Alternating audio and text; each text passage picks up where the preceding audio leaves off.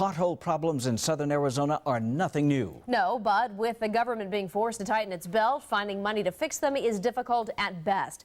Now, one city councilman says he has the answer to help fix our roads. Not on your side's Marcelino Benito is live on the east side with more on that.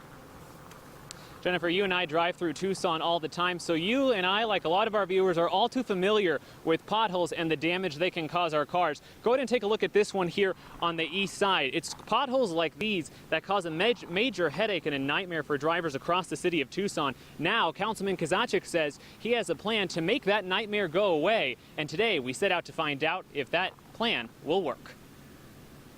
Look at that, there, look at that over there. It's a game Tucson drivers like Mark Homan learn to play whether they like it or not. Dodge the potholes. It is like an obstacle course. You're driving through here and you kind of, if you live here, you know where they are. But I got to tell you, they keep growing. But Councilman Kozaczek has a plan. I'm saying go ask the voters again if they want us to do new roads or to fix the roads we have now with just a percentage of the money we're already paying. Kozaczek is betting voters will go with a fix. He wants the Regional Transportation Authority to ask the voters if they'd be okay with setting aside 20% of their RTA tax dollars for road repair. For Tucson, that would mean more than $200 million for city roads. Our roads are in such lousy condition right now that the longer we wait, it is going to get exponentially more expensive to fix them. We're beyond potholes, Marcelino. We're into road reconstruction now. We drove over to RTA headquarters to ask for ourselves if this was a feasible plan. There's no way, in my judgment, you could put a credible plan before the voters this November. So is it a lot of political spin then to talk about this plan? Well, I think we agree, Councilmember Kozaczek and other council members in the RTA all agree on the problem. The issue is the solution. Under the current voter-approved plan, the RTA is set to spend millions of dollars on the Broadway Corridor project, an expansion of lanes. Homan says he'd rather see that money fix potholes. And guess what?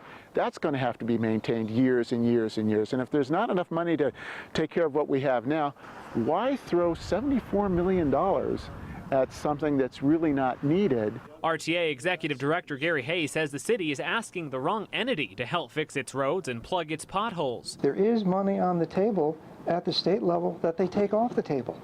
That, to me, is the focus of where we should be, not trying to reconstruct a plan that the voters have already approved. We have a voter mandate. Councilman Kozaczek says let the voters dealing with the rocky roads decide for themselves. They've got their hand in the cookie jar right now. They're not taking it out. I'm saying let the voters tell you which of those cookies you want them to use.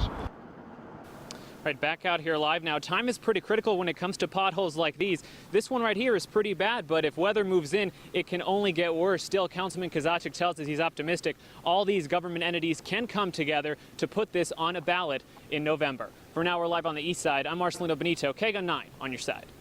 Marcelino, how about the county? What kind of a role, if any, would they play in Kozaczek's plan?